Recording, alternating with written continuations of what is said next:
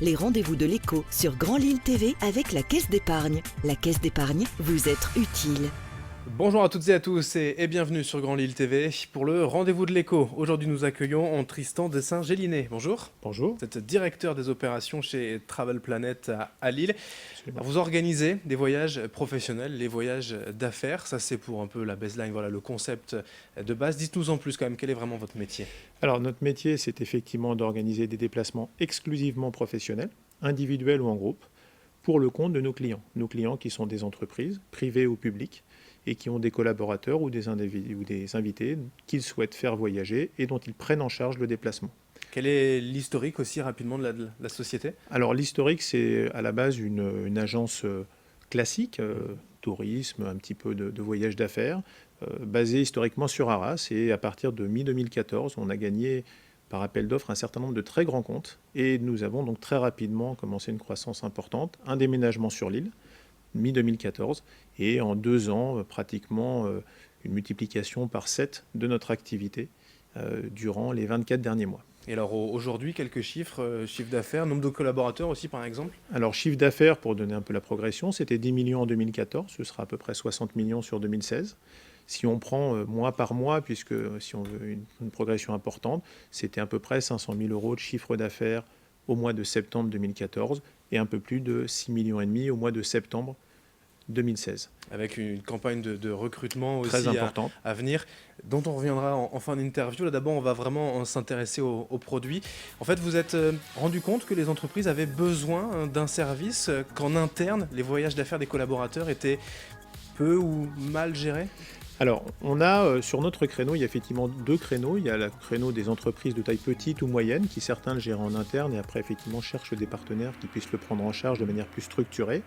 Nous, on est sur un créneau qui est plutôt sur les moyennes et grandes entreprises, qui avaient effectivement déjà des agences ou ce qu'on appelle des TMC, Travel Management Company, tels qu'on connaît des Carlson, des Amex, des Agencia, qui sont des gros mondiaux, qui traitaient ces déplacements-là, mais qui le traitaient de manière relativement structurée, lourde et pas forcément souple vis-à-vis de la demande des utilisateurs.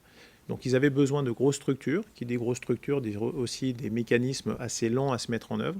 Et là, nous avons souhaité nous positionner sur ces sociétés-là, mais avec une approche beaucoup plus dynamique, une approche extrêmement informatisée, puisque plus de 80% de nos transactions sont totalement automatisées, et donc de garder la partie qu'on ne sait pas faire de manière automatique, puisque tout ne s'automatise pas, avec une vraie qualité de service et donc des collaborateurs dédiés à ce service-là. Vous avez simplifié finalement les démarches, mais en étant quand même complet de A à Z dans la prise en charge de tout ce qui peut avoir attrait au voyage, les documents officiels, les visas, les réservations, etc. Absolument. Il y a deux choses importantes dans ce que vous venez de dire. Il y a la partie simplification, puisque aujourd'hui, tout un chacun sait à titre personnel réserver ses voyages très simplement sur Internet, mais quand on était dans l'environnement professionnel, c'était compliqué, ce qui est un petit peu incompréhensible et de moins en moins acceptable. Donc le premier élément, ça a été de mettre en place des structures informatiques de manière à retrouver cette souplesse dans l'environnement professionnel.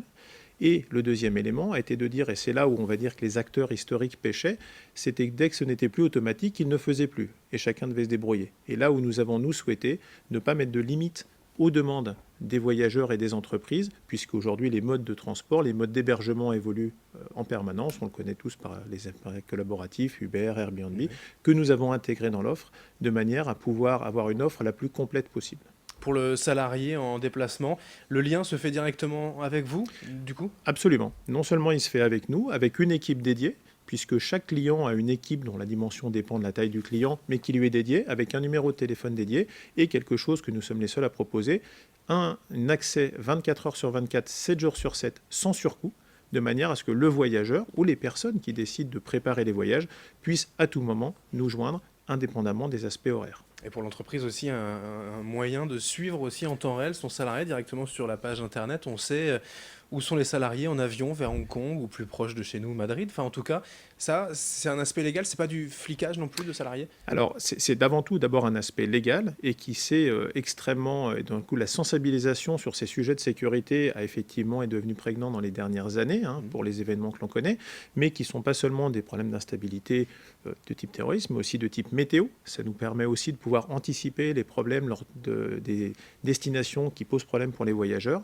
Donc, c'est d'abord une sécurité sécurité pour les voyageurs, c'est aussi un côté indispensable puisque les entreprises sont responsables de leurs collaborateurs lorsqu'elles sont en déplacement. Il est donc important qu'elles sachent où ils sont.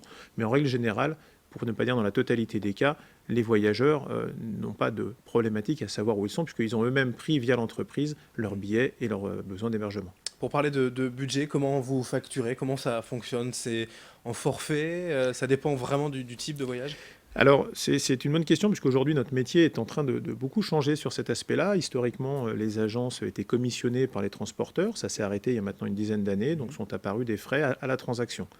Aujourd'hui, la réalité de ces frais-là, et notamment quand on offre un service online, a de moins en moins d'intérêt. Donc déjà, Travel Planet a mis en place un système lorsque toutes les transactions online ne font pas ou pratiquement pas l'objet de facturation, puisque le système étant totalement automatisé, et une facturation là qui est plus à l'acte, lorsque ce sont des choses qui se font en offline par les équipes d'agents que nous avons sur l'île.